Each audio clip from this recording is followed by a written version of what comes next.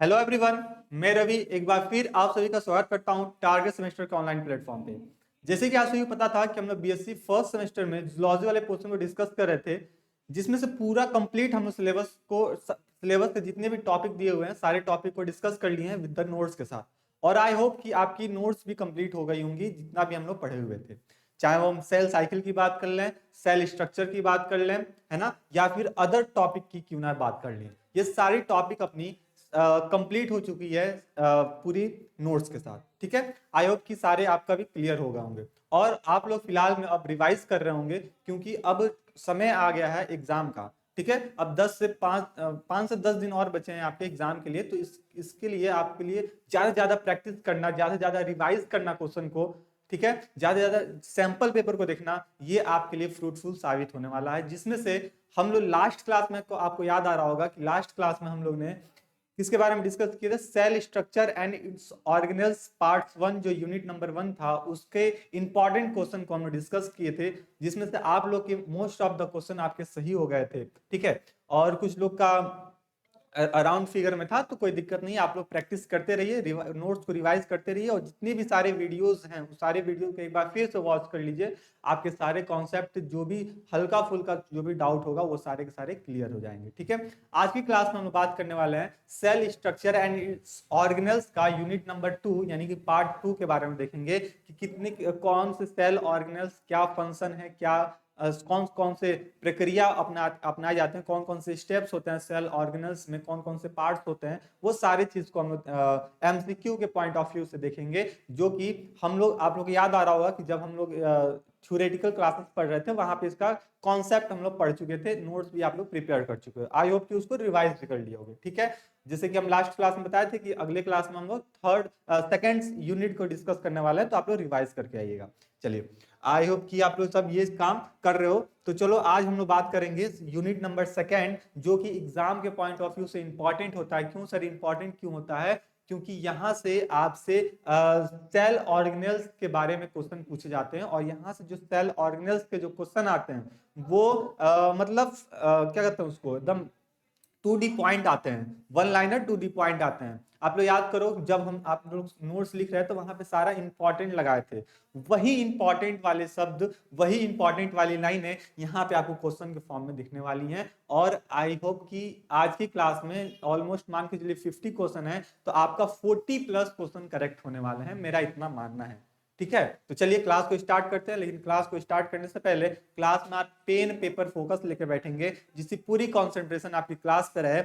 और यहाँ पे जो भी नया टर्म्स मिलेंगे या फिर ऐसा क्वेश्चन होंगे जो आपको नहीं आ रहे होंगे, उसको अपने कॉपी में उसको फिर से नोट कर लेंगे। जब आप एग्जाम के समय रिवाइज करेंगे ना, तो वहां पे वो बेनिफिशियल साबित होने वाला है। ठीक है, तो चलिए क्वेश्चन नंबर 1 को देखते हैं कि क्वेश्चन नंबर 1 क्या है। क्वेश्चन नंबर 1 देखते हैं। ठीक है, चलिए क्वेश्चन नंबर 1 को, सबसे पहले क्वेश्चन नंबर 1 देखेंगे कि E R work in the synthesize of. एक बात और, आप लोग लास्ट में कमेंट बॉक्स में ये बता दीजिएगा कि मेरे आउट ऑफ 50 में से कितने क्वेश्चन करेक्ट हुए हैं। जैसे आप लोग फर्स्ट यूनिट के बारे में बात किए थे ना कि सर मेरे 40 क्वेश्चन करेक्ट हो गया, 45 क्वेश्चन करेक्ट हो गया, उसी तरह आज की क्लास में भी आप लोग ये बताओगे कि सर मेरे आउट ऑफ 50 या आउट ऑफ 40 जो भी क्वेश्चन हम लोग सॉल्व करने वाले हैं, उसमें से कितने क्वेश्चन आपके करेक्ट हो चुके हैं। ठीक है, तो चलो सबसे पहले पहला क्वेश्चन है कि E R work for the synthesize of. Sir E R क्या होता है? ई आर के बारे में एक शब्द बता दीजिए कि ई आर का फुल फॉर्म क्या होता है। हमको तो ई आर का फुल फॉर्म पता ही नहीं है, तो ई आर का फुल फॉर्म क्या बताओगे? तो ई आर का फुल फॉर्म होता है सर एंडोप्लाज्मिक रेटिकुलम। क्या बताओगे sir? Endoplasmic reticulum.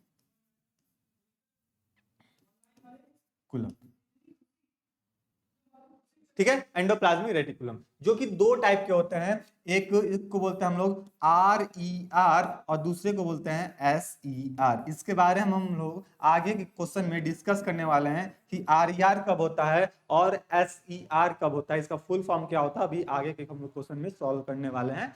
R E R को रफ एंडोप्लाज्मिक रेटिकुलम और एस ई आर को हम लोग स्मूथ एंडोप्लाज्मिक रेटिकुलम। चलिए सबसे पहले ऑप्शन देखिए कि जो एंडोप्लाज्मिक रेटिकुलम है, ये किस वर्क के लिए, किस कार्य के लिए सिंथेसाइज जाना जाता है। तो क्या ऑप्शन में आपको एटीपी दिख रहा है, तो क्या ये एंडोप्लाज्मिक रेटिकुलम से एटीपी का फॉर्मेशन किया जाता है, या फिर एंडोप्लाज्मिक रेटिकुलम से प्रोटीन की फॉर्मेशन की जाती है, या फिर एंडोप्लाज्मिक रेटिकुलम से प्रकाश संश्लेषण की प्रक्रिया की जाती है, फोटोसिंथेसिस की जाती है, या फिर एंडोप्लाज्मिक रेटिकुलम से कार्बोहाइड्रेट का सिंथेसाइज किया जाता है। तो जब भी इस टाइप के क्वेश्चन आए तो आप तुरंत ऑप्शन को एलिमिनेट करना स्टार्ट कर दीजिए। जैसे ही ऑप्शन को एलिमिनेट करना स्टार्ट कर देंगे तो आपका आता नहीं आता वाला भी क्वेश्चन ना आपको करेक्ट हो जाएगा। कैसे, देखो देखो सिखाते हैं। जैसे हम बात कर ले सर कार्बोहाइड्रेट की सिंथेसाइज करना, क्या सोच के देखो, कभी हम लोग पढ़े थे क्या कि सिंथेसाइज जो होता है वो एंडोप्लाज्मिक रेटिकुलम कार्बोहाइड्रेट करता है, क्या ऐसा कभी होता है क्या?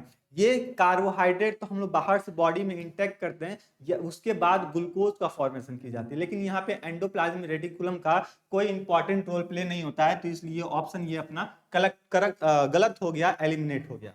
अगला ऑप्शन देखो फोटोसिंथेसिस। सोच के देखो, क्या फोटोसिंथेसिस करने के लिए वहां पे क्लोरोप्लास्ट की जरूरत पड़ेगी कि एंडोप्लाज्मिक रेटिकुलम की जरूरत पड़ेगी? तो आप बताओगे सर प्रकाश संश्लेषण करने के लिए या फिर फोटोसिंथेसिस के प्रोसेस को परफॉर्म कराने के लिए क्लोरोप्लास्ट की जरूरत पड़ती है। किसकी जरूरत पड़ती है सर? क्लोरोप्लास्ट की जरूरत पड़ती है। तो यहाँ पे नोट कर लो, ये किसके थ्रू होता है? ये सर होता है क्लोरोप्लास्ट के थ्रू। किसके थ्रू होता है सर? क्लोरोप्लास्ट के थ्रू। ठीक है, तो फोटोसिंथेसिस की बात की जाएगी तो सर ये क्लोरोप्लास्ट के थ्रू होगा। सर एटीपी का फॉर्मेशन कहाँ की जाती है सर? माइटोकॉन्ड्रिया में। कहाँ की जाती है सर? माइटोकॉन्ड्रिया में की जाती है, इसलिए इसको क्या बोलते हैं sir? Power house of the cell के नाम से जानते हैं। तो इतनी सारी बातें आपको जब पता था, तो क्या ये ऑप्शन आपका गलत हो सकता है? ये क्वेश्चन आपका गलत हो सकता है क्या? कभी भी गलत नहीं हो सकता। 110% गारंटी है, कभी भी इस टाइप का अगर क्वेश्चन सॉल्व करोगे तो आपका क्वेश्चन कभी भी गलत होने वाला नहीं है। इसलिए अपना जो करेक्ट आंसर हो जाएगा, वो करेक्ट आंसर क्या होगा सर? वो करेक्ट आंसर हो जाएगा प्रोटीन। तो एंडोप्लाज्मिक रेटिकुलम क्या करेगा सर? प्रोटीन का सिंथेसिस करेगा। अगर प्रोटीन के अलावा भी कोई ऑप्शन दिया रहता तब क्या करता? अगर प्रोटीन नहीं दिया रहता, ठीक है, तब क्या मार्क करते सर? प्रोटीन के अलावा ये क्या काम करता है सर? प्रोटीन के अलावा आपसे पूछा जाएगा सर प्रोटीन एंड लिपिड। ठीक है, प्रोटीन एंड लिपिड। जब भी प्रोटीन एंड लिपिड की बात की जाएगी तो ये सिंथेसाइज कहां से होगा, कहां से ये इसको बनाया जाएगा? तो ये होता है आपका एंडोप्लाज्मिक रेटिकुलम में। अभी फिलहाल में आपका ऑप्शन में प्रोटीन दिया हुआ है, हो सकता है आपके यही क्वेश्चन एग्जाम में आए और वहां पे लिपिड लिखा हुआ है, तो आप कंफ्यूज नहीं होंगे। ठीक है, पहली बात। चलिए क्वेश्चन नंबर सेकंड पे आते हैं सर। क्वेश्चन नंबर, इसको आप नोट करते चलिए, जो जो हम यहाँ पे नोट करेंगे आप लोग इसको नोट करते चलिए। देखो क्वेश्चन नंबर सेकंड क्या पूछा है? द रफ एंडोप्लाज्मिक रेटिकुलम, जिसको आरईआर के नाम से जानते हैं, rough endoplasmic reticulum differ from the smooth endoplasmic reticulum by the presence of. जैसे ये एंडोप्लाज्मिक रेटिकुलम है, एक इसके दो टाइप के होते हैं। एंडोप्लाज्मिक रेटिकुलम के दो हिस्से होते हैं, एक को बोलते हैं हम लोग रफ एंडोप्लाज्मिक रेटिकुलम, एक को बोलते हैं स्मूथ एंडोप्लाज्मिक रेटिकुलम। तो क्या ये दोनों हिस्सा है एंडोप्लाज्मिक रेटिकुलम का? इसमें से कौन सा ऐसा फीचर आ जाता है जो कि ये आपस में क्या होता है? डिफरेंशिएट हो जाते हैं। तो पहला फीचर आप बताओगे सर, जो रफ एंडोप्लाज्मिक रेटिकुलम होता है, इनके पास क्या होता है? प्रेजेंस ऑफ, यहां पे बताओगे सर प्रेजेंस ऑफ राइबोसोम। किसकी उपस्थिति होती है सर?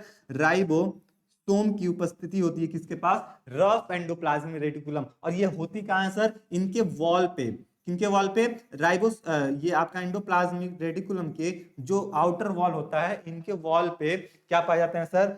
राइबोसोम पाए जाते हैं। इसलिए इनका जो वॉल होता है वो रूखा हो जाता है ना, रफ हो जाता है, रफ सरफेस एरिया बन जाता है। तो इसलिए इसको क्या बोलते हैं सर? रफ एंडोप्लाज्मिक रेटिकुलम के नाम से जानते हैं। लेकिन जैसे हम स्मूथ एंडोप्लाज्मिक रेटिकुलम की बात करेंगे तो यहाँ इनके वॉल पे, एंडोप्लाज्मिक के वॉल पे किसी भी टाइप का कोई भी राइबोसोम के कंपोनेंट देखने को नहीं मिलेंगे। तो यहाँ पे आप लिखोगे एब्सेंस ऑफ क्या है? राइबोसोम। Absence of ribosome. अगर एब्सेंस ऑफ राइबोसोम की बात की जाएगी तो ये किसका होगा सर? स्मूथ एंडोप्लाज्मिक रेटिकुलम का होगा।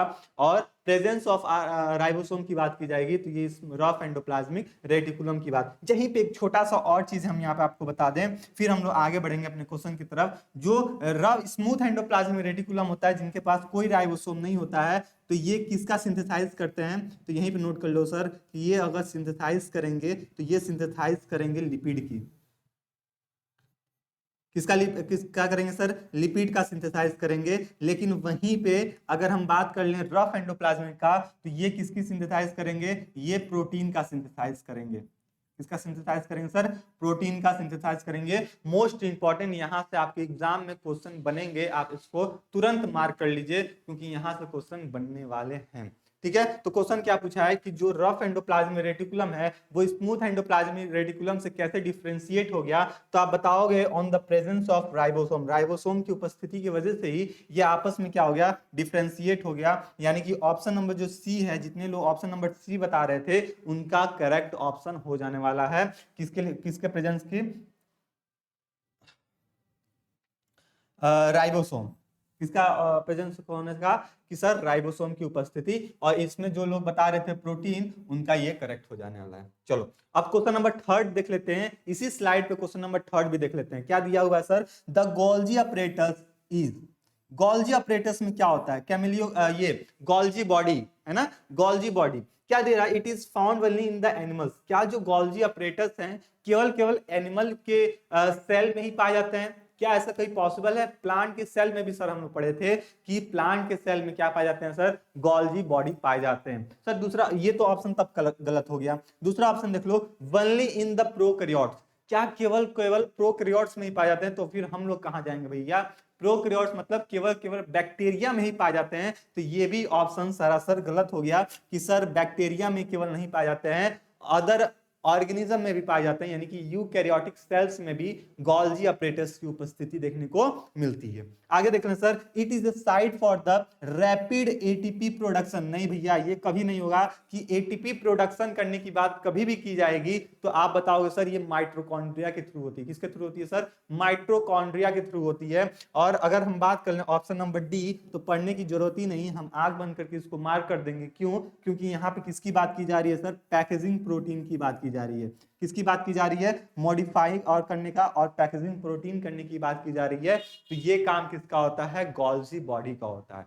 पहला बात। दूसरा बात, अगर आपसे एग्जामिनर पूछ दिया, ये तो गोल्जी अपरेटस की बात हो गई, अगर एग्जामिनर पूछ दिया कि भैया बता दो कि गोल्जी बॉडी को कौन डिस्कवर किया था, ठीक है, गोल्जी बॉडी, गोल्जी बॉडी, ठीक है, कौन डिस्कवर किया, तो आप बताओगे सर, कितने लोग बता सकते हो गोल्जी बॉडी की डिस्कवरी किसने की थी, तो आप बताओगे कैमिलियो गोल्जी। क्या बताओगे sir, Camillo Golgi. Camillo Golgi, अपने नाम पे इनका इसका बॉडी का मतलब सेल ऑर्गेनल्स का नाम रख दिया गया था कैमिलियो गोल्जी। और कहां से किया था, ये अभी हम लोग आगे वाले क्वेश्चन में देखने वाले हैं। तो इतना आई होप कि क्वेश्चन नंबर थर्ड तक का आपका सारा कॉन्सेप्ट क्लियर हो गया होगा। सेल ऑर्गेनल्स का हम एंडोप्लाज्मिक रेटिकुलम की बात कर लिए और गोल्जी बॉडी की बात करी। जिन लोगों को भूल भी गया होगा उनको फिर रिकैप हो गया होगा सारी बातें। बोलिए हाँ या ना, अगर हाँ तो एक एक लिख के बताइए, अगर ना तो दो दो लिख के आप कमेंट बॉक्स में तुरंत हमको बताने का कष्ट कीजिए। चलिए इतना आई होप कि ये सारा चीज आप लोग नोट कर लिए होंगे। वीडियो को पॉज कर लीजिए और पॉज करके अगर जो धीरे दिख रहा है उसको नोट करिए, फिर आगे क्वेश्चन नंबर थर्ड के बाद हम लोग क्वेश्चन नंबर फोर्थ की तरफ बढ़ेंगे। क्वेश्चन नंबर 4 क्या है sir, which of the cell organelles is called the suicide bed. Most important है सर, मोस्ट इंपॉर्टेंट। यहाँ पे जितना इंपॉर्टेंट लगा लीजिए उतना कम है, क्योंकि ये सब क्वेश्चन पूछे जाते हैं आपसे एग्जाम में, बार बार पूछे जाते हैं। ये सब पैक्ड क्वेश्चन होते हैं। जैसे एग्जामिनर का माइंड सेट हो गया हमको यहाँ से क्वेश्चन पूछना है और यहाँ से क्वेश्चन पूछना है, तो किस टाइप का क्वेश्चन पूछना है उन लोग के दिमाग में एकदम फिक्स बैठा हुआ है। जैसे कि एक क्वेश्चन है कि cell organelles is called the suicide bed, किस सेल ऑर्गेनेल्स को हम लोग सुसाइड बैग के नाम से जानते हैं, तो आप बताओगे क्या लाइसोसोम को जानते हैं, क्या माइटोकॉन्ड्रिया को जानते हैं, क्या परऑक्सीसोम को जानते हैं, या फिर ग्लाइकोकैलिक्स को जानते हैं। तो सबसे पहले इसको क्वेश्चन को सॉल्व करने से पहले एक क्वेश्चन और नोट कर लीजिए कि क्या बोलेंगे sir, power house of the cell किसे कहते हैं, power house of the cell किसे कहते हैं। फिर आपसे पूछ लीजिएगा पैकेजिंग प्रोटीन किसे कहते हैं, पैकिंग प्रोटीन किसे कहते हैं, है ना। फिर हाँ बोल दो कि फोटोसिंथेसिस कहाँ होता है, फोटोसिंथेसिस वाला प्रोसेस कहाँ होता है, ठीक है। ये इस टाइप का क्वेश्चन पूछ दिया जाए तो आप फिर क्या बताओगे सर? इस टाइप का क्वेश्चन अगर पूछ दिया जाए आपसे तो आप बताओगे सर, अगर फोटोसिंथेसिस की बात की जाए तो ये होता है आपका क्लोरोप्लास्ट। क्लोरोप्लास्ट, ठीक है। क्या बताओगे सर? क्लोरोप्लास्ट बताओगे। पैकेजिंग प्रोटीन की बात की जाए, गोल्जी बॉडी बता दोगे, गोल्जी बॉडी बता दोगे। अगर power house of the cell की बात की जाए तो माइट्रोकॉन्ड्रिया बता दोगे, माइट्रोकॉन्ड्रिया बता दोगे। यहीं पे आप पूछ लिया जाए कि सर बता दो कि क्या पूछ लिया जाए भैया कि प्रोटीन सिंथेसाइज कहाँ की जाती है, प्रोटीन सिंथेसाइज, ठीक है, ये कहाँ होती है? तो सर आपके पास राइबोसोम अगर ऑप्शन में दिया हुआ है, राइबोसोम दिया हुआ है तो ठीक है, नहीं तो आप क्या लगाओगे? Rough endoplasmic reticulum. ये दो में से कोई एक ऑप्शन आपको मिल जाएगा, तो इन दोनों में से कोई एक ऑप्शन आप टिक कर सकते हो। सर क्वेश्चन क्या था सर? सुसाइड बैग किसे कहते हैं? तो ये होता है लाइसोसोम। किसको कहते हैं सर? लाइसोसोम को सुसाइड बैग के नाम से जानते हैं। मोस्ट इंपॉर्टेंट है, ये सारे जितने भी टर्म्स लिखे हैं यहां से, इसमें इस साल के एग्जाम में देख लेना, इस सेमेस्टर के एग्जाम में देख लेना, यहां से एक क्वेश्चन आपको मिलेगा, चाहे वो सुसाइड बैग से पूछ लिया जाए, फोटोसिंथेसिस से पूछ लिया जाए, पैकेजिंग प्रोटीन की बात की ली जाए, या फिर प्रोटीन सिंथेसाइज की बात की ली जाए, यहां से एक क्वेश्चन आपको देखने को मिलेगा। ठीक है, क्वेश्चन नंबर 4 का आपका करेक्ट ऑप्शन ए हो जाएगा। क्वेश्चन नंबर 5 की बात कर लेते हैं sir. Cell organelles containing hydrolytic enzyme, किस सेल ऑर्गेनेल्स के पास हाइड्रोलिटिक एंजाइम होते हैं? मोस्ट इंपॉर्टेंट है ये भी क्वेश्चन। क्या है सर? हाइड्रोलिटिक एंजाइम किस सेल कोशिकांग के पास होते हैं? हाइड्रोलिटिक एंजाइम युक्त कोशिकांग कौन से होते हैं? तो आप बताओगे सर, जो राइबोसोम के पास होता है, क्या लाइसोसोम के पास होता है, क्या मीजोसोम के पास होता है, या फिर माइक्रोसोम के पास होता है? इसका ऑप्शन बताइए। तब तक हम थोड़ा सा हम बात कर लेंगे किसका? थोड़ा सा बात कर लेंगे हम भैया आपके मीजोसोम के बारे में। किसके बारे में सर? मीजोसोम के बारे में। अगर मीजोसोम के बारे में पूछ दिया तो ये किसका किसका हिस्सा होता है? ये प्रोकैरियोट्स में पाए जाते हैं, प्रोकैरियोट्स में पाए जाते हैं। ठीक है, या इससे क्या होता है सर? डीएनए रेप्लिकेशन की जाती है। डीएनए रेप्लिकेशन के लिए ये मददगार साबित करता है। सर ये रेस्पायरेशन में भी मदद करता है, रेस्पायरेशन में भी मदद करता है। ठीक है, और क्या बताओगे सर? सेल ग्रोथ में भी इंपॉर्टेंट रोल प्ले करता है। और ये सारा कैरेक्टरिस्टिक फीचर कहाँ देखने को मिलता है सर? हमको बैक्टीरिया में देखने को मिलता है। ठीक है, बैक्टीरिया किस किंगडम से बिलोंग करता है? तो ये फाइलम क्या होता है? Phylum Monera, sorry kingdom Monera कर लो, मोनेरा। ठीक है, तो ये चीज बातें भी आप यहां से ध्यान में रखोगे। सर हाइड्रोलिटिक एंजाइम की बात करें, जो जब लाइसोसोम के पास, लाइसोसोम ऐसा सेल ऑर्गेनेल है जिसके पास क्या होता है? क्या होता है? हाइड्रोलिटिक एंजाइम पाया जाता है, जिसके मदद से जितने भी वेस्ट मटेरियल होता है वो वहां से क्या करता है? उसको हटाने का काम करता है, उसको डिस्चार्ज करने का, उसको डिजनरेट करने का काम करता है। ठीक है, उसको ब्रेक डाउन करने का काम करता है। तो ये जो कोशिकांग है, सेल ऑर्गेनल्स, तो इनके पास क्या पाए जाते हैं सर? हाइड्रोलिटिक एंजाइम पाए जाते हैं। और वो एग्जांपल आप बताओगे सर? लाइसोसोम। किसका बताओगे सर? लाइसोसोम के पास क्या होता है? हाइड्रोलिटिक एंजाइम पाया जाता है। देखो क्वेश्चन सॉल्व करने में खूब मजा आएगा आप लोगों को। क्यों मजा आएगा सर? इसके पीछे भी रीजन है। सर आप मेरे साथ आराम से पढ़े हो, सब चीज एक एक पॉइंट को डिस्कस करते हुए पढ़े हो, तो आपको वहां पे सारे कॉन्सेप्ट क्लियर हो गए थे। ठीक है, अब वही सारे कॉन्सेप्ट को अब हमको जांचने की तैयारी समय आ गया कि हमको देखना है कि हम कितना कॉन्सेप्ट क्लियर है। तो यहाँ क्वेश्चन सॉल्व करके हम ये देख सकते हैं सर, जितना हम लोग पढ़े थे वहीं से सारे क्वेश्चन आपके एग्जाम में बन रहे हैं। तो यही सारे क्वेश्चन भी आपको एग्जाम हॉल में भी देखने को मिलेंगे। चलिए आगे बढ़ते हैं। क्वेश्चन नंबर 5 के बाद क्वेश्चन नंबर 6 पे। क्वेश्चन अपने पास ज्यादा, थोड़ा सा स्पीड हम लोग बढ़ाएंगे। क्या दिया है? Question number 6, question number 6, which pair of the organelles has the internal membrane? किस ऐसे कोशिकांग के पास इंटरनल मेम्ब्रेन पाया जाता है? क्या क्लोरोप्लास्ट माइटोकॉन्ड्रिया के पास इनर मेम्ब्रेन होता है? क्या क्लोरोप्लास्ट न्यूक्लियाई के पास इनर मेम्ब्रेन होता है? क्या माइटोकॉन्ड्रिया और राइबोसोम के पास मेम्ब्रेन, इंटरनल मेम्ब्रेन होता है? या फिर न्यूक्लियाई और राइबोसोम के पास होता है? सर आप लोग याद करो, हम लोग जब माइटोकॉन्ड्रिया पढ़ रहे थे, याद करो माइटोकॉन्ड्रिया पढ़ रहे थे, तो उस दौरान हम लोग बात किए थे सर इसके पास दो लेयर होता है, एक आउटर लेयर होता है, आउटर लेयर होता है और एक होता है आपके पास इनर लेयर। ये तो पढ़ रहे थे इनर लेयर। इनर लेयर के जस्ट बाद क्या होता है, इन दोनों के बीच में, सॉरी, इन दोनों के बीच में, इन दोनों के बीच में एक स्पेस होता है जिसको बोलते हैं इंटर मेम्ब्रेन स्पेस। क्या बोलते हैं सर? इंटर मेम्ब्रेन स्पेस कहते हैं। ठीक है। और इनर मेम्ब्रेन के बाद क्या पाया जाता है सर? मैट्रिक्स पाए जाते हैं, जहां पे आपका ग्लाइकोलिसिस वाला प्रोसेस को परफॉर्म कराया जाता है। ठीक है, ग्लाइकोलिसिस वाले प्रोसेस को परफॉर्म कराया जाता है।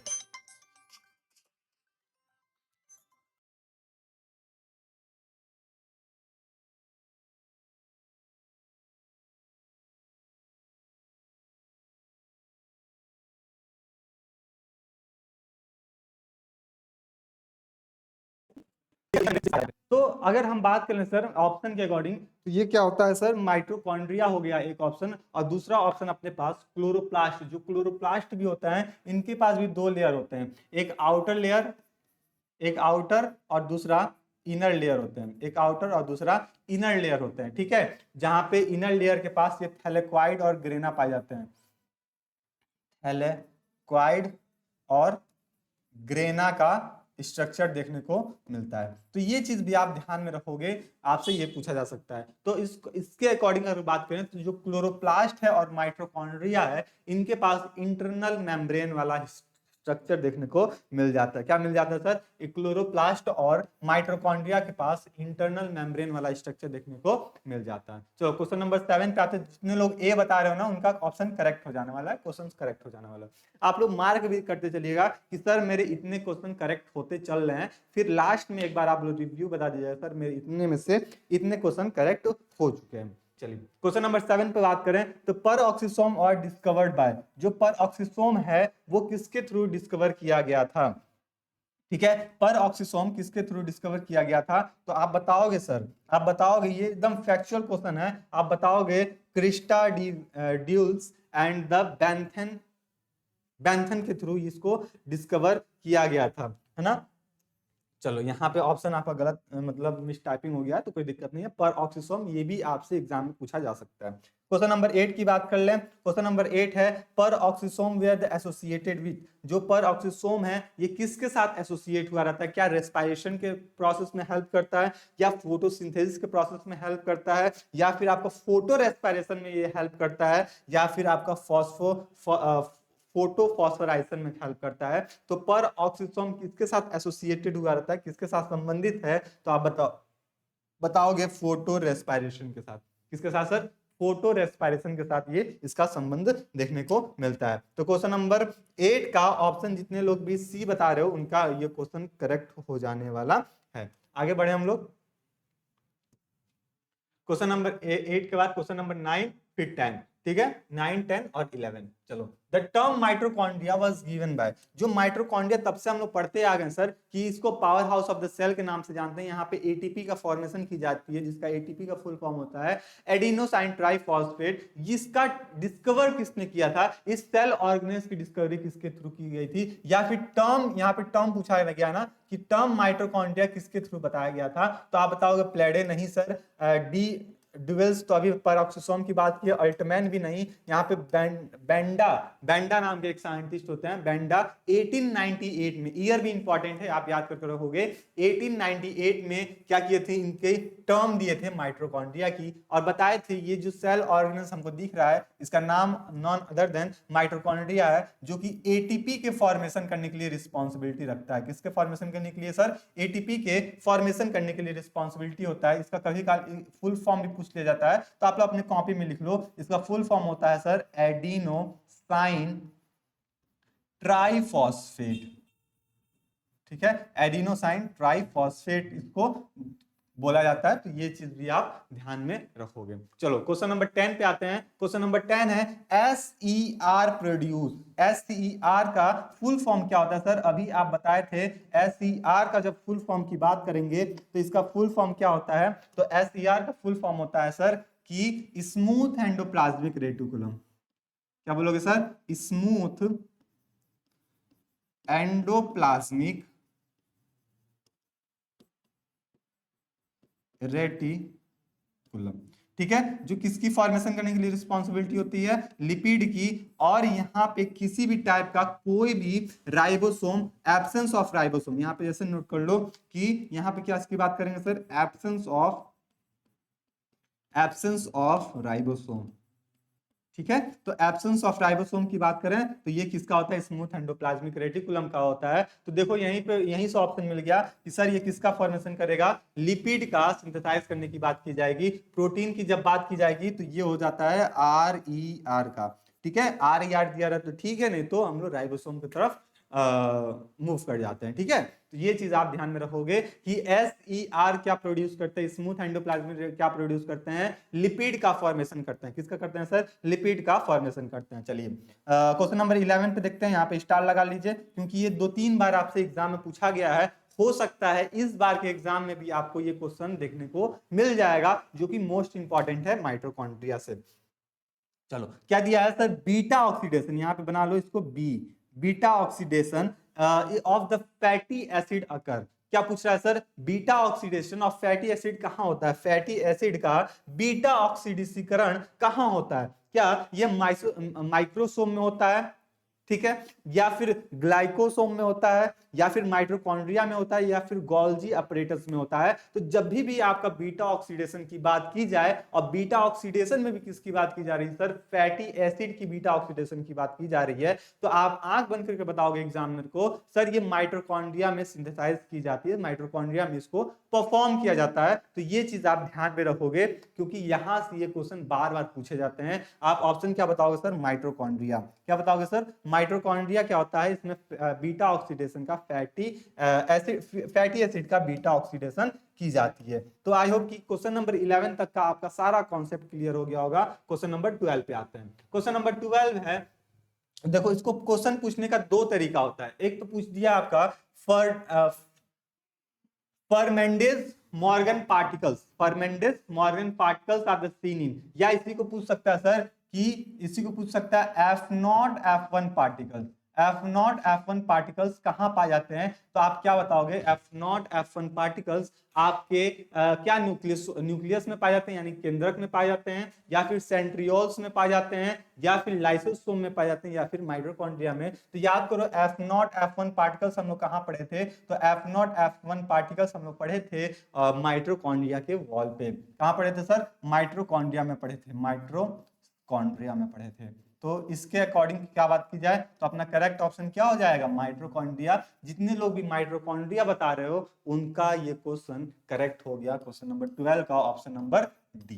चलो क्वेश्चन नंबर 13 पे आते हैं। Glycolipid in the plasma membrane are the located at, जो जो आपका क्या है ग्लाइकोलिपिड है प्लाज्मा मेम्ब्रेन में कहां लोकेटेड होता है, क्या inner leaflet of the plasma membrane में होता है, क्या outer leaflet of the plasma membrane, मतलब आउटर लेयर पे ग्लाइकोलिपिड पाए जाते हैं, या फिर eventually distributed in the inner and the outer layer, या it varies according to the cell wall. देखो याद करो, हम लोग कल के क्लास में या फिर उससे पहले भी आपको कई दफा बता चुके हैं कि जब भी प्लाज्मा मेम्ब्रेन की बात की जाती है तो यहाँ पे 2 टर्म आपके सामने देखने को मिलता है। एक होता है ग्लाइकोलिपिड, क्या पूछा जाता है सर, ग्लाइकोलिपिड पूछा जाता है, और एक दूसरा टर्म होता है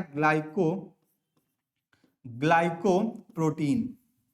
ठीक है, 2 टर्म्स होते हैं, एक तो होता है ग्लाइकोलिपिड और एक टर्म होता है ग्लाइकोप्रोटीन। तो जब भी ग्लाइकोलिपिड की बात की जाती है ना, तो इसका मतलब क्या होता है सर, प्रोटीन और कार्बोहाइड्रेट। क्या चीज की बात की जा रही है, प्रोटीन के साथ अगर कार्बोहाइड्रेट जुड़ जाता है, ठीक है, तब उसको बोलते हैं सर, सॉरी प्रोटीन के ये उल्टा लिख दिए, लिपिड के साथ अगर कार्बोहाइड्रेट जुड़ जाता है, लिपिड, हमको लगा कि यहाँ पे प्रोटीन लिखा हूं, लिपिड के साथ अगर कार्बोहाइड्रेट की अटैचमेंट हो जाती है तो उस कंडीशन को हम लोग ग्लाइकोलिपिड के नाम से जानते हैं। या फिर अगर कार्बोहाइड्रेट के साथ प्रोटीन जुड़ जाए, ठीक है, प्रोटीन के चेन कार्बोहाइड्रेट एक साथ जुड़ जाते हैं तो फिर उसको हम क्या बोलते हैं, फिर उसको हम लोग ग्लाइकोप्रोटीन के नाम से जानते हैं। तो ये लगते कहाँ हैं, तो outer layer of plasma membrane, ये जो प्लाज्मा बाइलेयर होता है ना, तो ये जो आउटर लेयर होता है ना प्लाज्मा मेम्ब्रेन का, इसी के साथ ये जुड़े रहते हैं। तो यहाँ पे ऑप्शन के अकॉर्डिंग बात करें तो ऑप्शन नंबर बी आपका करेक्ट हो जाएगा। क्यों, क्योंकि यहाँ पे दिया हुआ है कि outer leaflet of the plasma membrane, तो यहाँ पे आपका ग्लाइकोलिपिड की बात की जाएगी। तो आई होप कि यहाँ तक का कॉन्सेप्ट आपको क्लियर हो गया। क्वेश्चन नंबर 14 देख लेते हैं कि lysosome are known as the suicide bag because, जो लाइसोसोम हम लोग सेल ऑर्गेनल्स पढ़ रहे हैं सर, इसको हम किस नाम से जानते हैं? तो इसको हम लोग सुसाइड बैग के नाम से जानते हैं। तो क्यों सुसाइड बैग कहते हैं, इसके पीछे का रीजन क्या है? तो आप अभी देखो, अभी क्वेश्चन हम लोग डिस्कस किए थे कि जो लाइसोसोम होता है इसके पास हाइड्रोलिटिक एंजाइम होता है, जिससे इनके पास इनके सेल ऑर्गेनल्स में जो भी वेस्ट मटेरियल होता है उसको डिकम्पोज या उसको डाइजेस्ट करने में मदद करता है। तो आप ये बताओगे सर, सुसाइड बैग की अगर बात की जा रही है लाइसोसोम में, इसके पास क्या होगा सर? हाइड्रोलिटिक एंजाइम होंगे। कौन सा एंजाइम होंगे सर? हाइड्रोलिटिक एंजाइम होंगे, जिससे इसको क्या बोलते हैं? सुसाइड बैग के नाम से जानते हैं। तो आई होप कि क्वेश्चन नंबर 14 भी आपका करेक्ट हो गया होगा, क्योंकि ये क्वेश्चन अभी हम लोग हाल फिलहाल में ही डिस्कस किए हुए थे, तो यहां से आप इसको करेक्ट कर सकते हो। क्वेश्चन नंबर 14 के बाद क्वेश्चन नंबर 15 की बात कर लेते हैं। क्वेश्चन नंबर 15 क्या दिया हुआ है? एक बार 15 हम लोग इसको देख लेते हैं। 15 को क्या दिया हुआ है? क्या दिया हुआ है सर? कि the sucker shaped units of the Golgi body is called, जो सकर शेप्ड यूनिट बॉडी होता है, ठीक है, ठीक है, सकर शेप्ड गोल्जी बॉडी की जो संरचना होती है वो किस में पाए जाते हैं? क्या ट्यूब्यूल्स होते हैं वो, क्या क्रिस्टिने होते हैं, क्रिस्टिया होती हैं, या फिर वेसिकल्स होते हैं? तो आप बताओगे सर ये क्या होते हैं? क्रिस्टिना होते हैं। क्या होते हैं सर? क्रिस्टिना होते हैं। ऑप्शन नंबर बी जितने लोग बता रहे हो उन लोगों का ऑप्शन करेक्ट हो जाने वाला है। इसका मतलब ये होगा कि क्रिस्टिना जो होता है वो सकर शेप्ड का होता है। किस शेप का होता है सर? सकर शेप का होता है, ठीक है, सकर शेप्ड का ये होता है। और ये किसका यूनिट होता है? तो यूनिट ऑफ गोल्जी बॉडी। किसका यूनिट होता है सर? गोल्जी बॉडी का यूनिट होता है। अभी हम लोग देखे थे गोल्जी बॉडी का टर्म किसने दिया था? तो टर्म गिवन बाय, तो आप बताओगे कैमिलियो गोल्जी। Camillo Golgi. तो ये सारे जो भी पॉइंट हम यहाँ पर नोट कर रहे हैं, अपने कॉपी में इसको नोट करते हुए चलिएगा, ठीक है, नोट करते हुए चलिएगा। क्वेश्चन नंबर 17 की बात कर लें। Mitochondria has the following ribosome, जो माइटोकॉन्ड्रिया है सेल ऑर्गेनल्स, इनके पास किस टाइप के आपके पास राइबोसोम होते हैं? क्या एटीएस? यहाँ पे देखो भैया, यहाँ पे एस था और टाइपिस्ट महाराज क्या किया, इसको 5 बना दिए, ठीक है, ऐसे कर लो।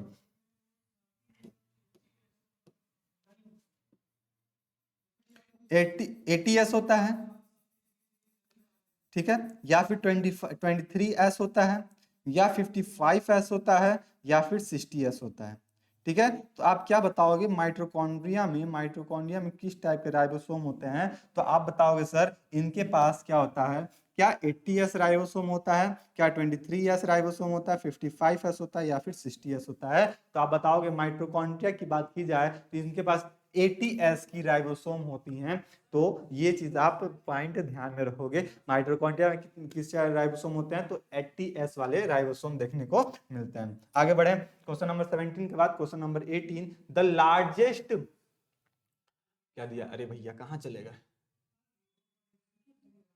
17 हो गया था, 18, हाँ। Largest cell organelles in the cell are, cell में सबसे बड़ा जो सेल ऑर्गेनल्स होता है, यानी कोशिका के अंदर सबसे बड़ा कोशिकांग कौन सा होता है? तो क्या ये माइटोकॉन्ड्रिया होते हैं, गोल्जी बॉडी होते हैं, प्लास्टिड्स होते हैं, या फिर क्रोमोसोम होते हैं? तो आप इस क्वेश्चन के अकॉर्डिंग माइटोकॉन्ड्रिया को टिक कर सकते हो। आगे बात कर लें, which among of the following are known has the protein factory of the cell. Sir protein factory किसे कहते हैं? सर अभी हम बात किए थे, क्या राइबोसोम को कहते हैं, माइटोकॉन्ड्रिया को कहते हैं, गोल्जी बॉडी को कहते हैं, या फिर ऑल ऑफ दिस को कहते हैं? तो ऑल ऑफ दिस, देखो कभी कभी ऑल ऑफ दिस वाला ऑप्शन भी गलत हो जाते हैं। क्यों? देखो यहाँ पे गोल्जी बॉडी, राइबोसोम क्या करता है? प्रोटीन तो बनाता है।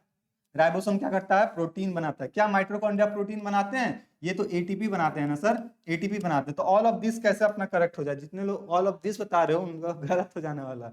आंख बंद करके आंसर नहीं बताना चाहिए। ऑल ऑफ दिस दिया तो ठीक है, एक दफा क्वेश्चन पढ़ भी लो, है ना, पढ़ लो, तो हो सकता है वहां पे रॉन्ग राइट का पूछा हो। ऑल ऑफ दिस आप मार दोगे। तो एग्जामिनर इस तरह आपको कंफ्यूज करता है और चाहता है कि आपका नंबर को हम काट ले।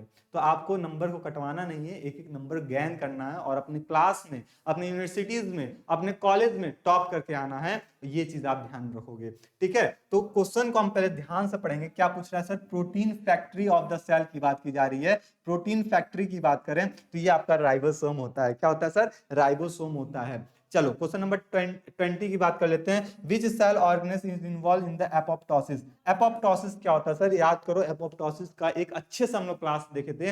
एपोप्टोसिस में क्या की जाती है? जो भी सेल की डेथ होनी है, जिस सेल की डेथ करानी है, ठीक है, चाहे वो ट्रॉमा के थ्रू हो, चाहे वो नेचुरल डेथ हो, तो इस कंडीशन को हम क्या कहते हैं? एपोप्टोसिस के नाम से जानते हैं। तो ये चीज आपको पता था। हम लोग इसको थ्योरी क्लास में डिटेल में डिस्कस किए थे, कौन कौन से प्रोसेस होते हैं, कौन कौन से स्टेप होते हैं, कैसा मैकेनिज्म होता है, तमाम सारी जो प्रक्रिया थी हम लोग थ्योरी क्लासेस में देखे हुए हैं। सारथी फॉर बीएससी फर्स्ट सेमेस्टर के नाम से बैच था, उसी में ये सारा चीज हम लोग देखे हुए हैं, ठीक है। चलो एपोप्टोसिस याद आ रहा है? एपोप्टोसिस ये किस सेल ऑर्गेनेल्स के साथ इन्वॉल्व होता है? तो आप बताओगे सर माइटोकॉन्ड्रिया के साथ ये इन्वॉल्व होता है। किसके साथ होता है सर? माइटोकॉन्ड्रिया के साथ इन्वॉल्व होता है। तो क्वेश्चन ऑप्शन नंबर जो डी हो जाएगा आपका करेक्ट हो जाएगा।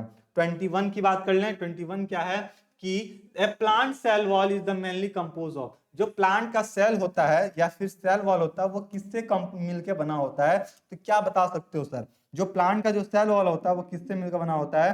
तो आप बताओगे सर ये मिलकर बना होता है सेलुलोज से। किससे मिलकर बना होता है सर? सेलुलोज से मिलकर बना होता है। तो ऑप्शन नंबर बी जो होगा वो आपका करेक्ट हो जाएगा। ऑप्शन नंबर बी आपका करेक्ट हो जाएगा, सेलुलोज, ठीक है, सेलुलोज से मिलकर। यही पूछ लिया जाए सर फंजाई किससे, इसका सेल वॉल क्या होता है? फंजाई का सेल वॉल क्या होता है? ठीक है। एनिमल में क्या होता है? एनिमल में, तो एनिमल की बात कर लो भैया, तो एनिमल में कोई भी नो सेल वॉल होते हैं, नो सेल वॉल। डायरेक्ट क्या पाए जाते हैं सर? प्लाज्मा मेम्ब्रेन पाए जाते हैं, प्लाज्मा मेम्ब्रेन पाए जाते हैं। इसी को हम लोग क्या बोलते हैं? बायोलॉजिकल मेम्ब्रेन के नाम से भी जानते हैं, बायोलॉजिकल मेम्ब्रेन के नाम से भी जानते हैं, ठीक है। तो ये चीज आप ध्यान में रखोगे। सर फंजाई की बात करते हैं तो इनकी बॉडी काइटिन से मिलकर बनी होती है। प्लांट की बात कर लें तो प्लांट में सेलुलोज से मिलकर बने होते हैं। ये सारी छोटी छोटी बातें आप ध्यान में रखोगे। आगे चलो क्वेश्चन नंबर 22 में देखते हैं। पर ऑक्सीसोम है, क्या पर ऑक्सीसोम में क्या पाए जाते हैं? क्या डीएनए होते हैं, राइबोसोम होते हैं, या फिर सेंट्रोसोम होते हैं, या फिर कैटालिटिक एंजाइम होते हैं? ये चीज आप बताओगे, ठीक है। क्वेश्चन नंबर 22 बताओ।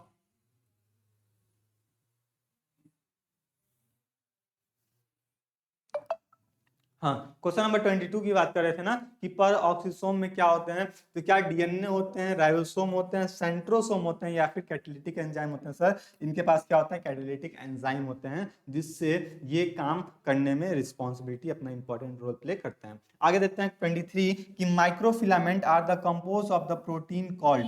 जो माइक्रोफिलामेंट होता है इनके पास क्या पाए जाते हैं? प्रोटीन पाई जाती है, प्रोटीन पाई जाती है। इसको किस नाम से, इसको क्या कहते हैं? क्या ट्यूबुलिन कहते हैं, एक्टिन कहते हैं, मायोसिन कहते हैं, या फिर काइटिन कहते हैं? तो इसको हम क्या बोलते हैं सर? एक्टिन कहते हैं। क्या बोलते हैं सर? इसको हम लोग एक्टिन के नाम से जानते हैं। क्या बोलते हैं सर? एक्टिन के नाम से जानते हैं। तो ये चीज भी आप ध्यान में रखोगे, ठीक है। आगे बढ़ते हैं सर, क्वेश्चन अपने पास थोड़ा ज्यादा है, 24 पे आ गए। 23, 24, हाँ। 70s ribosome are the occurred in. क्या जो 70s जो राइबोसोम होता है क्या किस में पाया जाता है? क्या बैक्टीरिया में केवल पाया जाता है? यानी कि यहाँ बैक्टीरिया लिखा हो या हो सकता है आपका प्रोकैरियोट लिखा रहा है, ठीक है। क्या माइटोकॉन्ड्रिया में होता है, क्लोरोप्लास्ट में होता है? तो 70s राइबोसोम की बात की जाए तो ये किसके पास होते हैं सर? बैक्टीरिया, माइट्रो यानी कि यू बैक्टीरिया और प्रोकैरियोट्स में, यू बैक्टीरिया बोल रहे हैं, प्रोकैरियोट और यूकैरियोट में आपको देखने को मिल जाएगा। इसका मतलब ऑप्शन नंबर जो डी हो जाएगा अपना करेक्ट हो जाएगा। 25 पे देख लेते हैं कि rough endoplasmic reticulum actively involving. जो रफ एंडोप्लाज्मिक रेटिकुलम होता है वो किसके लिए इन्वॉल्व होता है? सर अभी हम लोग तब से चिल्ला चिल्ला के हम लोग बात कर रहे थे सर कि ये किसके लिए इन्वॉल्व होता है? सर प्रोटीन के सिंथेसिस के लिए इन्वॉल्व होता है। प्रोटीन सिंथेसिस के लिए इन्वॉल्व ये होता है। ठीक है, तो ऑप्शन कहाँ है, ऑप्शन नंबर बी अपना करेक्ट हो जाएगा। रफ एंडोप्लाज्मिक रेटिकुलम एक्टिवली किसके लिए इन्वॉल्व होता है सर, तो ये प्रोटीन के लिए इन्वॉल्व होता है। किसके लिए होता है सर, प्रोटीन के लिए इन्वॉल्व होता है। ऑप्शन नंबर जितने लोग बी बता रहे हैं उनका ऑप्शन करेक्ट हो जाएगा। क्वेश्चन 26 की बात कर लेते हैं। What part of the cell form the nucleus envelope during the telophase. जब टीलोफेज होता है, टीलोफेज कब होता है सर, ये सेल साइकिल का एक पार्ट है, सेल साइकिल में हो ये परफॉर्म होता है। आप लोग कमेंट बॉक्स में बताओगे कि टीलोफेज क्या मियोसिस में देखने को मिलता है, क्या माइटोसिस में देखने को मिलता है, किस में देखने को मिलता है, या फिर दोनों में देखने को मिलता है टीलोफेज का स्टेज।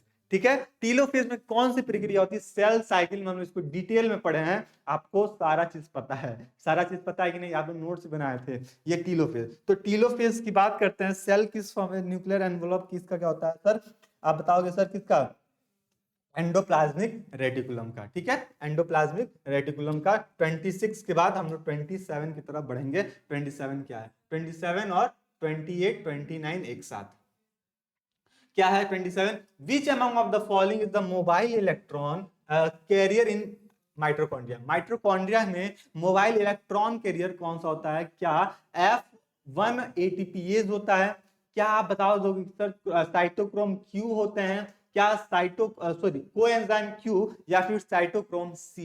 तो इलेक्ट्रॉन माइटोकॉन्ड्रिया में जो इलेक्ट्रॉन कैरियर प्रोटीन होते हैं वो आपके दो चीज होते हैं, एक तो कोएंजाइम Q होते हैं और साइटोक्रोम आपके C होते हैं। ठीक है, तो इस तरह ऑप्शन नंबर डी आपका करेक्ट हो जाएगा, क्योंकि कोएंजाइम भी होते हैं और साइटोक्रोम भी होते हैं। तो आप जब भी माइटोकॉन्ड्रिया की बात की जाए तो ये चीज आप, मोबाइल इलेक्ट्रॉन की बात की जाती है जिसमें अरे ईटीएस वाली बात की जा रही है ना, ईटीएस माइटोकॉन्ड्रिया में तो होता है ईटीएस, इलेक्ट्रॉन ट्रांसपोर्ट सिस्टम।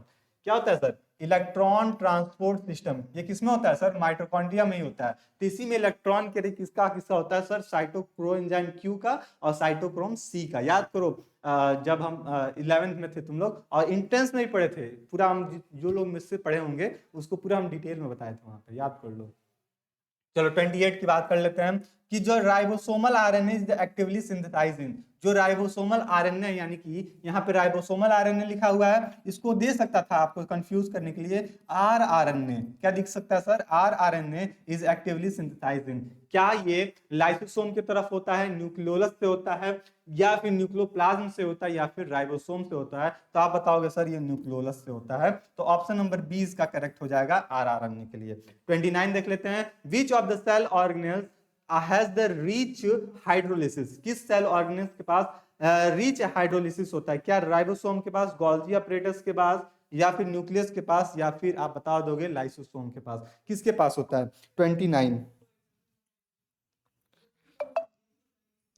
ठीक है, किसके पास होता है बताओ,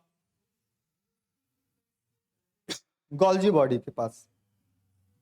कितने लोग गोल्जी बॉडी बता रहे हो, गोल्जी बॉडी आ जाएगा यहाँ पे, कैसे आ जाएगा गोल्जी बॉडी, यहाँ पे आएगा लाइसोसोम, इसके साथ हो जाएगा लाइसोसोम। ठीक है, तो आप लोग ध्यान से क्वेश्चन को पढ़े कीजिए। कुछ लोग राइबोसोम आप लोग गोल्जी बॉडी बता रहे थे, ठीक है, तो गोल्जी बॉडी नहीं होगा, यहाँ पे लाइसोसोम होगा। चलो 30 पे आ जाते हैं। Mitochondria in human sperm, human sperm cell is occupy in. Human sperm पता है ये क्या होता है, मेल गैमीट होता है। ये तो छोटी छोटी बातें आपको पता ही होंगे, ये क्या होती है सर, मेल गैमीट होती है, है ना। तो मेल गैमिट जो स्पर्म है इसमें माइटोकॉन्ड्रिया इंपॉर्टेंट रोल प्ले करता है। क्यों, क्योंकि यहाँ पे जब स्पर्म स्विम करता है फेलोपियन ट्यूब में, जब स्विम करेगा तो इसको स्विम करने के लिए, मूव करने के लिए, रेस को जीतने के लिए, 3 इडियट वाला याद करो, रेस को जीतने के लिए किसकी जरूरत पड़ेगी, एनर्जी की रिक्वायरमेंट पड़ती है, यानी कि एटीपी की रिक्वायरमेंट पड़ेगी। और ये एटीपी कहाँ से आएगा सर, माइटोकॉन्ड्रिया से आएगा। तो वही पूछ रहा है, सपोज कीजिए ये आपका हेड रीजन है, ये क्या आपका, आपका नहीं, स्पर्म का हेड रीजन है, ये इसका मिडिल पीस है, यहाँ पे नेक वाला रीजन है ना, ये क्या है, नेक है, ये क्या है इसका मिडिल पीस है, मिडिल पीस है, और ये क्या है इसका टेल है, क्या है इसका टेल है। तो यही पूछा जा रहा है सर, जो स्पर्म है उसमें माइटोकॉन्ड्रिया का पोजीशन कहाँ होता है। एक चीज यहीं पे बता दें आपसे, इससे अलग से क्वेश्चन पूछ लिया तब क्या बताओगे। तो इस तरह क्वेश्चन पूछा तो आप देखो यहाँ पे जब भी हेड की बात कर रहे हैं ना, तो हेड रीजन में यहाँ पे नोट कर दें, चलो यहीं पे नोट कर देते हैं, नोट करना इसको। हेड रीजन में एक्रोसोम पाए जाते हैं, एक्रोसोम सोम पाए जाते हैं, जिसमें क्या होता है, जेनेटिक मटेरियल होता है, जेनेटिक मटेरियल होता है। ठीक है, नेक में कुछ नहीं। अगर मिडिल पीस की बात की जाए, मिडिल पीस की बात की जाए तो इसमें क्या होता है, माइटोकॉन्ड्रिया होता है। क्या होता है सर इसके अंदर, माइटोकॉन्ड्रिया होता है। तो क्वेश्चन क्या पूछा है कि जो माइटोकॉन्ड्रिया वो कहाँ होते हैं स्पर्म में, तो ये आप बताओगे मिडिल पीस। देखो यहाँ पे जितने लोग ऑल ऑफ दिस के पास जाओगे तो ये आपका ऑप्शन गलत हो जाएगा, आंसर 1 नंबर आपका गया। ऑल ऑफ दिस को इसलिए ध्यान से पढ़ना चाहिए।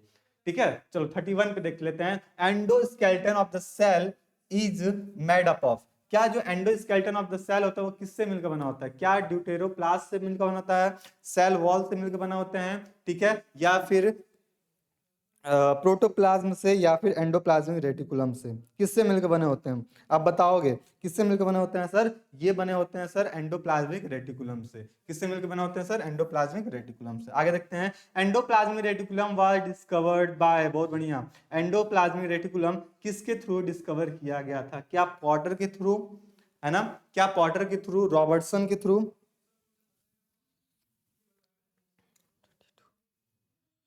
ठीक है, पॉटर के थ्रू, रॉबर्टसन के थ्रू, ऑल्टमैन के थ्रू, या फिर डेवन के थ्रू। तो बताओगे सर रॉबर्ट्स के थ्रू ये एंडोप्लाज्मिक रेटिकुलम की डिस्कवरी की गई थी। तो ये चीज सारे बातें आप लोग यहाँ पे पॉइंट करके लिखते हुए चलोगे। 33 पे आ जाते हैं, Golgi body were discovered by the Camillo Golgi. अब हम बात कर लिए सर, गोल्जी बॉडी होती है वो कहाँ किसके थ्रू डिस्कवर की गई थी, कैमिलियो गोल्जी के थ्रू डिस्कवर की गई थी, जो कि हम लोग ऑलरेडी देख चुके हैं। लेकिन ये कहाँ से डिस्कवर किए थे, क्या लीवर सेल से किए थे, क्या परकिंजे सेल से किए थे, या फिर किडनी सेल में देखे थे, या फिर मशरूम में देखे थे। तो कैमिलियो गोल्जी जो साहब थे वो परकिंजे सेल से क्या किए थे, गोल्जी बॉडी की डिस्कवरी की थी। किसकी डिस्कवरी की थे सर, गोल्जी बॉडी की डिस्कवरी किए थे। आगे देखते हैं 34 पे, enzyme which help in the electron transport are, जो ऐसे एंजाइम जो कि इलेक्ट्रॉन ट्रांसपोर्ट में यानी कि ईटीएस में इंपॉर्टेंट रोल प्ले करते हैं। कहां पे sir, ETS, electron transport system में इंपॉर्टेंट रोल प्ले करते हैं। वो कौन से होते हैं सर, वहां पे होते हैं सर साइटोक्रोम। क्या होते हैं सर, साइटोक्रोम, साइटोक्रोम। ठीक है, तो ये बात आप ध्यान में रखोगे तो ऑप्शन नंबर जो सी हो जाएगा अपना करेक्ट हो जाएगा। 35 देख लेते हैं यहीं पे, mitochondria is not found in, mitochondria कहां नहीं पाया जाता, मोस्ट इंपॉर्टेंट है। जब भी इस टाइप के क्वेश्चन पूछे जाए तो आपसे क्या पूछ रहा है उसको पहले अंडरलाइन कर लीजिए या फिर गोला बना लीजिए, जिससे आपको ये आसानी रहेगा उसको देखने में कि हम किसका आंसर दे रहे हैं। जैसे यहाँ पे पूछ रहा है सर माइटोकॉन्ड्रिया कहां नहीं पाया जाता है, तो ये नॉट की बात की जा रही है। अब हम लोग ध्यान नहीं देते हैं, नॉट ध्यान ही नहीं दिए, ऑप्शन माइटोकॉन्ड्रिया मारो, इस पे मारो, है नहीं नहीं। तो ये चीज आप ध्यान रखो। तो ये लीवर सेल में तो पाए जाते हैं, नर्व सेल्स में भी पाए जाते हैं, मसल सेल्स में भी पाए जाते हैं क्योंकि एनर्जी की रिक्वायरमेंट होती है। लेकिन आपका बैक्टीरिया में, ब्लू ग्रीन एल्गी में,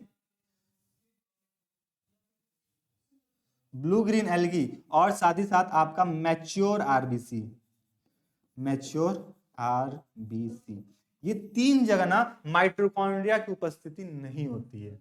ठीक है, तो 3 जगह आप बैक्टीरिया में बता सकते हो, ठीक है सर पाया, किसी में पाया जा सकता है किसी में नहीं। लेकिन आप मैच्योर आरबीसी की बात करो तो यहाँ पे किसी भी टाइप का कोई भी माइटोकॉन्ड्रिया का ऑर्गेनल्स आपको देखने को नहीं मिलेगा।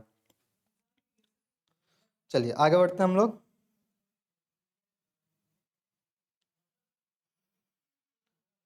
चलो क्वेश्चन नंबर 35 के बाद 36 पे, 36 क्या दिया है,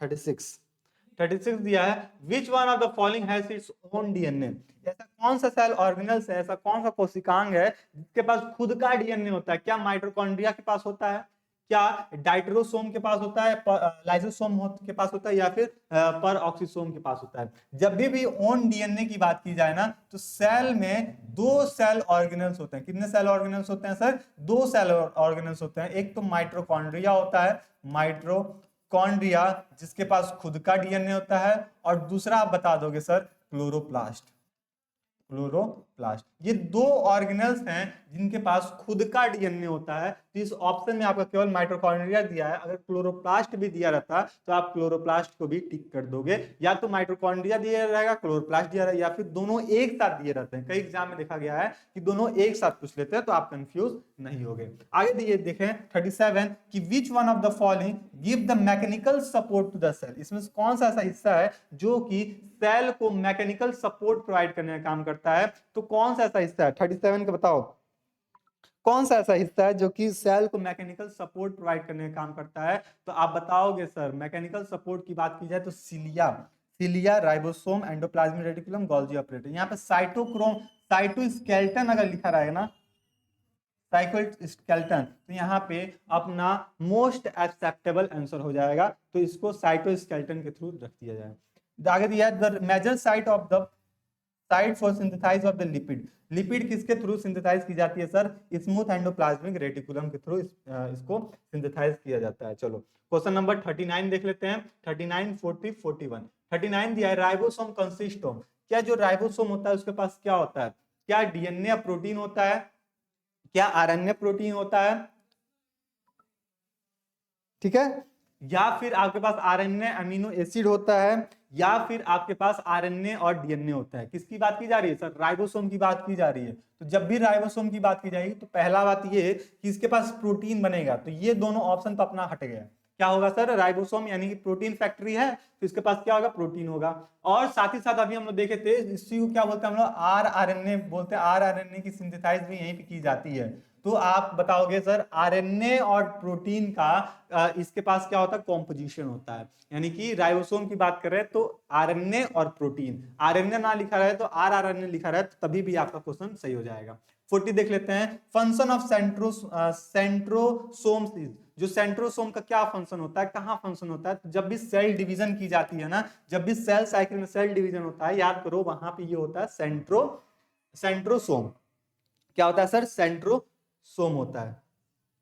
ठीक है, अब थोड़ा हम लोग को जल्दी चलना होगा कि चलो cellular respiration take place. Cellular respiration कहां होता है सर? सेलुलर रेस्पिरेशन आपके माइटोकॉन्ड्रिया में होता है। कहां होता है सर? सेलुलर रेस्पिरेशन आपके माइटोकॉन्ड्रिया में होता है। आगे देख लेते हैं 42। 42 क्या है? Mitochondria concerned with. जो माइटोकॉन्ड्रिया होता है किसका कंसर्ट हुआ? क्या एटीपी फॉर्मेशन करने के लिए, एडीपी फॉर्मेशन करने के लिए, ग्लूकोज का फॉर्मेशन करने के लिए, या फिर नन ऑफ दिस? ज्यादा प्रोबेबिलिटी हम किसका देंगे? एटीपी के फॉर्मेशन करने के लिए दे देंगे। ठीक है, आगे देख लेते हैं। Which of the following the biomolecules are the found in lysosome. Lysosome में कौन सा ऐसे बायोमोलिक्यूल्स पाए जाते हैं? तो 43 की बात की जा रही है।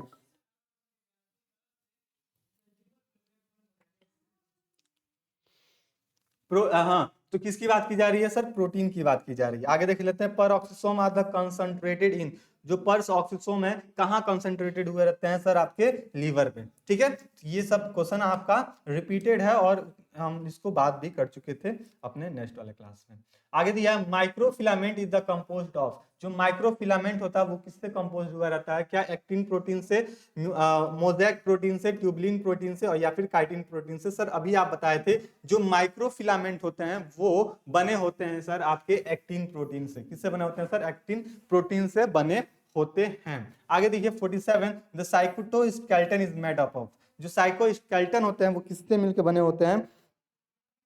तो साइटोस्केलेटन प्रोटीनिशियस फिलामेंट से मिलके बने होते हैं। चलिए 47 के बाद 48, 49, 48 और 49।